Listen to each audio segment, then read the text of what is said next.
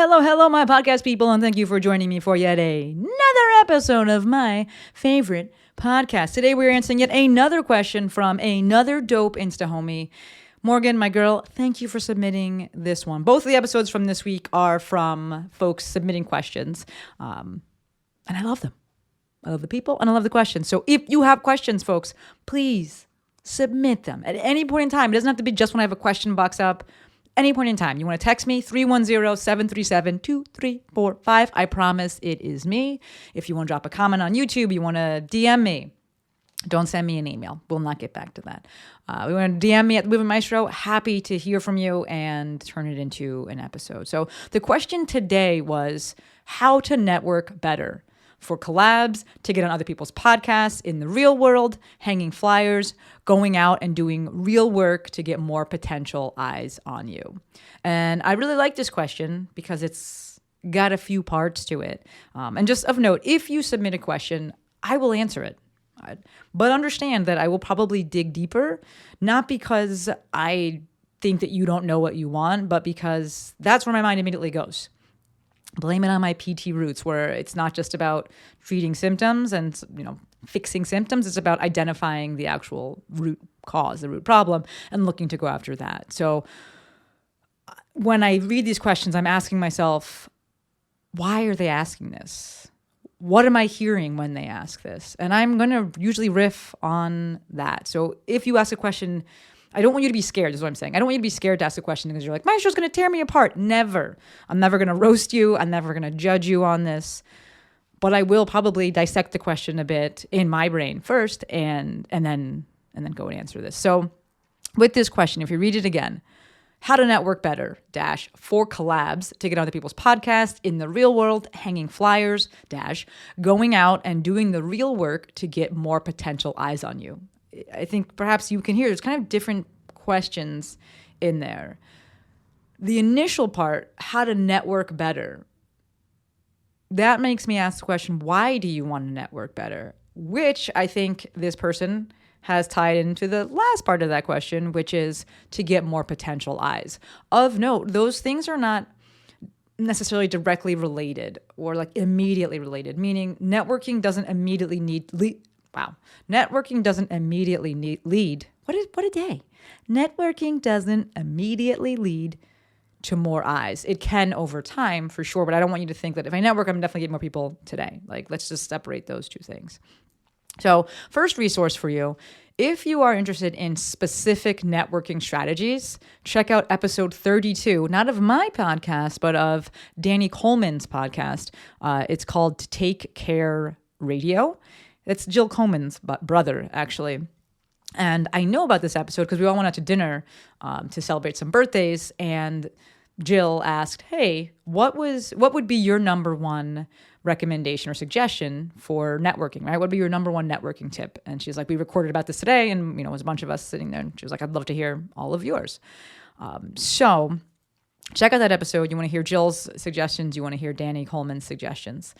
But we were talking about it at dinner, and then I actually sent him a DM a little while after that because I was rereading for the 11 billionth time the book The Go-Giver. If you haven't read it yet, check it out. I know I talk about it a lot for a reason. We can link that in the show notes. And yes, it will be an affiliate link because mama didn't raise no fool. And by affiliate link, I mean Amazon affiliate link. So I will get approximately 1 penny if you purchase through it. But at dinner, they asked for... I'll come back to the Go-Giver. At dinner, they asked what was the number one networking tip. And mine was actually to connect people. In the book, The Go-Giver, they have this concept of a super connector, which is where we're going to tie this in. But that's just something that's always been something I do and I really enjoy doing. Is like, if this person and this person should know each other, I'm going to introduce them. And it's like, I like it. I enjoy doing that, being like, oh, I know a guy, I know a girl, I know someone that would be perfect for that. It has proven to be a phenomenal networking strategy. And the Go-Giver and the Go-Giver's definition of a network is why I think it has been so beneficial to me. So in the book, The Go-Giver, they redefine network as a group of people who are personally invested in seeing you succeed. I love that. A group of people who are personally invested in seeing you succeed. I think this is a phenomenal reframe. And if we view a network in this way, we might come up with some different approaches to networking. Namely, that we put the interest of others first and become personally invested in helping them succeed. What? Flip the script, flip in the script. If we flip it one more time and say, well, why would that help us? Why would that ultimately help us? Obviously, based on the definition, if it's a group of people who want to personally see you succeed, that would help you. But how does helping them succeed, how does being personally invested in helping them succeed help you? Because if we flip it and we think about this as like the recipient of that, I know that I personally want to help people who I feel like genuinely care about me. People who I feel like genuinely want to see me succeed, yes, I want to help them out as well. It becomes this, reciprocal thing, this symbiotic, amazing relationship there. So to me, the answer to the first part of the question, how to network better, is to focus on helping other people succeed. I don't want you to just frame it as that, just say it. Like, I'm going to focus on helping other people succeed. No, I want you to actually focus on that and center it. The action item here is literally supporting other people, promoting their stuff, actually sharing your expertise. And you can do this for free. I think about the relationships that I've fostered in the DMs just from being like, one, I support them. I can say kind things, but maybe you actually subscribe to their things. You buy their work, you buy their coaching. Maybe you share your expertise. And in this case, I'm thinking about Ben Patrick, who's become a good friend of mine because I helped him out in the DMs with just kind of niching down, honestly, and some social media stuff. And same thing with Sharon Says So, helping her out in the DMs and just sharing about social media in the beginning. And then she hurt her ankle. And I was helping her with that, just literally wanting to see her succeed. It's kind of like in life. All right. So don't just, think about it, be about it. Okay. The second part of the question that was asked, I think, is actually more of a solution, right? Because it was, actually, no, that's going to be the third part there. The second part, which was how to get people to want to do collabs with you and how to get them to invite you on their podcast.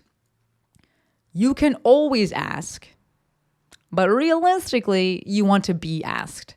Right? You can absolutely go and be like, I'm going to go and pitch myself, by all means. But realistically, to get the most out of this and to see the most benefit from this, you're going to want to be asked and have them ask you. So what we're going to dive into is how to get people to want to ask you. Just like a little bit of an aside here, I did Ramit's course recently, Endless Audience, and he talked about this, like how he's a real big SEO guy. He's real big, into blogging and writing. And he spoke about this, how guest blogging is basically horrendous. Like pitching yourself for these things can be the worst. He's all about the SEO strategies, which is going to be like write your own content and look to really optimize it so that people search and it gets found. The kind of double whammy here is getting featured, in something that someone has written, or getting asked by somebody to be, an expert or something like that, or they're doing a piece about you, and then you get backlinks from their content. So a big, the New York Times or something like that, if they did an article on you and then they linked to your website, that's going to be the most beneficial for you, right? It's not going to be you pitching yourself necessarily to go and write for them, unless you're like, I just want to be a writer. That's different. Okay. So in terms of getting people to want to ask you to be on their podcast or wanting to do collabs, number one here is your own personal success and proficiency, right? And ultimately, those things helping that person in some way, shape, or form. They want to learn from you. You can help their audience. Maybe you've helped them in the past and you're like, dude, this is awesome. I want to support this person, right? And I want to share them with my people. And lastly, this part here is kind of like, I don't want to say it's a caveat. I want to say it's more of like, I'm thinking about what I do when I'm going to ask someone to be on. That yes, I want to learn from them, or their expertise can help my people, or they've helped me, and I'm like, man, I just learned a lot from you, and like this is awesome. I also want to see that they have some skin in the game, especially if it's like someone that's newer. Like I'm not going to promote someone that has like one post and really isn't doing anything, right? So if you're looking to get invited on, like, yes, you have to be in the game as well. You got to be showing up as well. The reason that I don't love or don't really promote or push asking and pitching yourself is because oftentimes that lends itself to the interaction being more transactional, which isn't the worst thing, but it probably won't get you the results that you desire, right? When it's transactional, they speak about you differently and they promote you differently and push things differently than when it's relational, right? How much they're willing to say, how much time they're willing to give. It's just if it's on a podcast, you can hear it in their voice when they're just like, I really like this person and I trust them and I would love it if you gave them, a look-see, right? So this is part of the reason that I promoted Danny Coleman's podcast. Like, it's not transactional, it's relational, which, if you're wondering, transactional versus relational, that was Monday's episode 465, talking about handling what to do when people default on their payment plans. Right? The last option here in terms of getting people to want to bring you on is, again, this kind of more in the pitch side of things, but that lateral networking, meaning like you're bringing people onto your podcast that are your peers, especially if you're in the beginning of things and you're all kind of new to things, right? You're kind of hanging with that group, and we're not looking to go to somebody that the scales are clearly unbalanced there. The third part of Mo's question, which was about kind of networking in the real world, which I'm going to amend to say in person, things like hanging flyers. I think that this is the one that's actually more of a solution than anything. And this is definitely a little bit outside of my zone of genius because I live in the online space, but I did start in person. And I do believe that the easiest and fastest way you start an online business is going to be in person. And part of the reason for this is something that Sean Pastuch calls the in-between moments or the in-between times. And he spoke about this on a podcast episode that I did with him on his podcast, the Active Life podcast. We can link that. Thank you, Courtney. Where he's talking about being in a gym and how it's easier to build trust with potential clients when you're in a gym because there's the in-between moments, right? Where if you are the person that's going to work out at the gym and you see a trainer, you see them when they're not working out with clients. You see them when they're just walking around, when they're typing on their phone or texting on their phone, when they're working out maybe. The in-between moments, not just when they're interacting with you. That is difficult on social media. You typically only see when they're interacting with you or they're selling something or they're promoting a service, something like that, which is one of the benefits of stories and why I want people to use stories, because it can give people a little bit of insight. Yes, it can be, what's the word? I'm curated, but at least it is some of those in-between moments where it's just like, this is what this person just does in their off time. This is what this person this is just how this person is as a person. But in the real world, you can build trust you can build trust faster because people are privy to those in-between moments. So you can check that episode if you want to hear more about that. But in terms of networking in person, heck yeah, pound the pavement. And I would say look to see how you can provide value at local businesses. To me, the best bet is to support them first, whether you're like a patron of them, you're buying things from them, whatever. My first or best example with this is CrossFit, right? I got my start in terms of the cash-based model working out of my CrossFit box, my first CrossFit box, CrossFit 718. I didn't go in there being like, hey, I want to be the PT here. I went in there and joined the gym. I was just like, I want to be a member. And I bought all the swag. I still buy all the swag, right? That was my first home. I went to the competitions. I did the other classes that they offered. I was friends with the coaches. I was just a part of the community. I went to class like I think at one point, so like 5 days a week. Like, I don't know how my body held together, but it did. Like, I became a big part, of that community. And then it became, hey, how can I provide value? I do this thing. Let me, help out the coach with this. I could do a mobility class. And then it was like, okay, I could offer this as a service. And hey, you have a space that's available. Could I rent this? It will help out the athletes, keep them coming to class. It helps the business itself. But it didn't start with me just being like, hey, what can I get from this business? It was, how can I support you? How can I be truly invested in your success? A resource for this kind of in-person approach to networking. My guy, Chad. I promoted him a few podcasts ago. He is not at all new to the cash-based model. But he is my newest resource for folks that are looking to take their insurance-based physical therapy practice and turn it into a cash-based practice. He is the go-to guy for that. And he actually just did a post not too long ago. We'll link it in the show notes.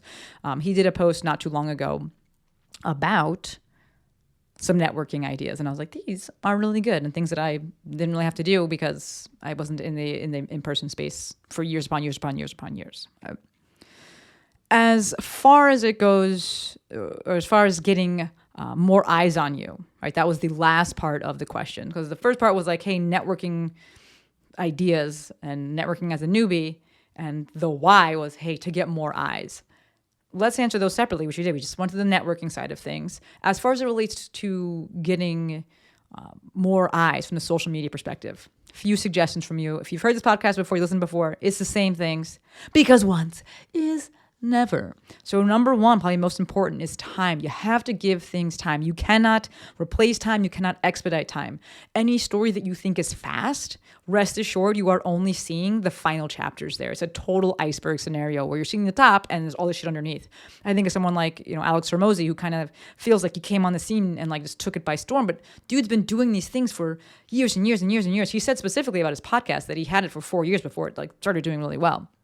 But in terms of the online space and getting all these eyes, that part of that was easier because he came into the online space with this huge business and this huge wallet, right? And people were like, oh, this guy has something that I want, right? But all that took all of these years to build. It wasn't just, I did it in a year. I did it in 18 months. He said he started to see traction on social in 18 months, but that's, again, because of all the things he did for the years before that, okay? Second part here, be prolific and consistent with your content creation. This creates more touch points, which is more opportunities to build trust and to demonstrate your expertise and to get wins for your potential clients, customers, consumers. With this social media content, do not just share your opinion. People don't care about your opinion. They don't know you. They don't know why they should care. Solve problems for them first. Provide value for them first. Demonstrate that you are genuinely invested in their success and wanting them to succeed. Why? Because you're helping them out. Being prolific, being consistent with your content creation will also help with the luck factor, which is a very real thing, where some people hit it, some people don't hit the algorithm, okay? Next part, I've been talking about this like kind of ad nauseum lately, and it's true. When the space is crowded, you will not cut through the noise by yelling louder. You're going to cut through the noise by being specific. You got to niche down, right? Get specific about the problem you solve and who you solve it for. This ties back into the first point, though, which was give it time, because niching down for most people is a process that takes time, and it's more so about learning your no than anything else. And also learning that when you chase all the rabbits, you go home hungry. Most people that are multi-passionate, they come from an in-person, brick and mortar where they like couldn't niche down but so much, they're kind of scared to do so. And so they have to go online and be like, well, I can help this person, this person, this person. They have to realize and do that and be like, oh, actually this isn't working and I'm attracting the wrong kind of audience. They have to experience that first before they're like, okay, I'm willing to niche down. So there is that time factor there as well. Expertise. You got to get really good at what you do. I understand that this requires more reps, which is where it ties into, hey, maybe go in person first, right? Get really good at what you do. Get really good at getting results for people, which doesn't come from just reading, right? There's that James Clear quote, I think. If you want to learn quickly, read. If you want to learn deeply, do. You got to be able to get results for people. Tying into what I said just a few minutes ago in terms of like getting those reps, because you're like, well, how do I get the reps? Because like I don't have the eyes. Pound the pavement. Go in person. Working for someone else is a very viable option. And maybe you work for someone else online. That could also be a thing. Because folks always say when it comes to finding your people, they're like, where are they hanging out? They're probably buying from somebody else. That's probably where they're hanging out. So the question is, can you work for those people who they're buying for? This isn't to steal customers. This is to get reps, to figure out, do you like doing this thing? This is to start your career. Starting my career in a traditional outpatient ortho setting was the best thing I ever could have done. Learning on someone else's dime was the best thing I ever could have done. And then from there, I moved and started my own thing. And, eventually I went, left physical therapy altogether. But I got those initial reps and I got those initial clients and customers and the proficiency and the skill set and the expertise and just all of the things that are afforded by those early days from working for someone else. Tying into this idea of working for somebody else so you can get the reps is focus on the early adopters. Whether those early adopters are people that, are customers that are coming because you work for somebody else, or they are your own personal initial clients, get results from them. They will spread your message farther and faster than you ever could. I get it. It's like, well, where do I get that first person from? Probably somebody you know, right? We say it all the time. I say it all the time. Just like in Sex and the City, when Samantha's like, first come the gays, then the girls in the industry. When she's talking to Smith Jared, when I'm talking to you, it's first comes your family, then your friends, then the strangers. So it's probably going to be someone that's in your ecosystem that's going to trust you with these things that you're doing. Get results from them. The best results possible. They can talk to other people. I actually got a haircut today. And the woman who cuts my hair, my barber, she was talking about how she just finally got back into working out. And I was like, how did you find this person? And she goes, oh, it's like my cousin's wife or something like that. That makes sense. There are people in your immediate ecosystem right now that will probably pay for your services or could utilize your services. Start there. And then lastly, as it relates to getting more eyes in the online space, support people and build genuine relationships. So this could be laterally, or this could be, hey, if you want to get on someone's radar, there is something to be said about paying to play, where it's maybe you buy their courses first. Like for me, if I was ever going to try and get Ramit to come on the podcast or something like that, yes, I would lean on the fact that I've bought his courses. I have supported him in that way. I have shared his content in the past. I talk about him. I promote him on the podcast. Like, it's not just this cold outreach where I haven't supported him in any way. And then I'm like, hey, but can you help me? Right? I am invested in his success as well. And there can be that creating of that network kind of that we spoke earlier, maybe not to that extent, like, hey, Ramit's not part of my network, but also maybe, right? But it's going to start with you actually supporting this person and being invested in their success, 100%. So last part here, just kind of zooming out again. You have to zoom out, zoom in, zoom out, zoom in. Right now, I do believe is one of the best times to be alive. You can literally run your business from your phone. Right? You have access to all of these things. There's so many, all the options, the tech, the support, all the things. You have it in the palm of your hand. The flip side is that you have access to all of these things, which means that you can see other people running their businesses, and you can, be impacted by the marketing of other people who coach online business. And this can create a bit of an artificial time squeeze where you think you should be doing more, or you should be doing things differently. They're not happening fast enough because you're not getting the results quickly. There is a huge time factor here. It doesn't take months to build an online business. It takes years. Like, let's go 3 to 5 years. I want you all to expand your timeline. If you were to expand your timeline, like, there's nothing you can't achieve.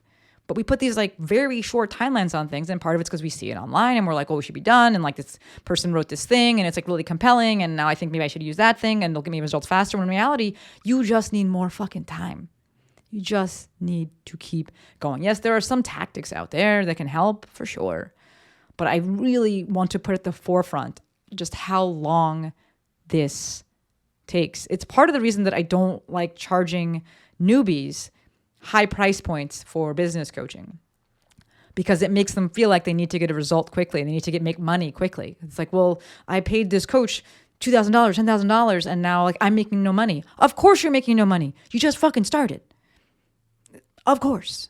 Right? I really need people to understand the time factor that is involved here, right? It doesn't take months to build an online business. It takes years. The tough part here is that you can get an introduction to and an education in online business in just a few hours. You can start an Instagram account in just a few minutes, but the success that you're likely looking for in order to say, yeah, I have an online business, will take years. Right? So to recap this episode, the first part of the question, networking strategies, I want you to reframe it. Right? Give it a new definition, that one from The Go-Giver, a group of people who are personally invested in seeing you succeed. So the thought there is, how can I create this? Well, by being personally invested in the success of other people, right? Being personally invested in seeing other people succeed. The last part of that question, getting more eyes. We listed those out. You can do in-person activities. My guy Chad is a big resource for that. You can work for somebody else. I think that's really, really valuable there and not talked about enough. Get results for your early adopters and be able to get results in general, right? Refine your craft. In the online space specifically, get specific, be prolific with your content creations with more ways for people to get results without even paying you, right? More ways for people to just be in contact with you and be in your ecosystem and get wins. And be consistent, right? Be specific, prolific, and consistent. In summary, folks, the takeaway from this, how do I network better? How do I get more eyes? Be great at what you do. Be genuinely invested in helping other people succeed. And give it time. That's it. I had fun with this one. Morgan, you the real MVP for submitting this question. The rest of you, if you have questions, comments, concerns, suggestions, slide into the DMs at The Movement Maestro. Shoot me a text, 310-737-2345. Let me know what you got questions about. I do have a question for you. Are you finding these episodes helpful? I know that I create a lot of content. I'm putting things out twice a week, and I know it's a lot. Don't forget, you can always go to the website, themovementmaestro.com, and you can actually search the podcast episodes. So I know like on YouTube, on podcast players, you can't really search, but you can go to the website and search for specific keywords, and the episodes will come up that would be most relevant. So if you're ever wondering if I've done an episode already, you can absolutely go on the website and search. But I would love to hear from you, and let me know if you're finding these episodes helpful. That is my number one goal in making these. And yeah, I want to know if you're picking up what I'm putting down. All right, that's it. That's all I got for you. As always, endlessly appreciative for every single one of you. Until next time, friends, Maestro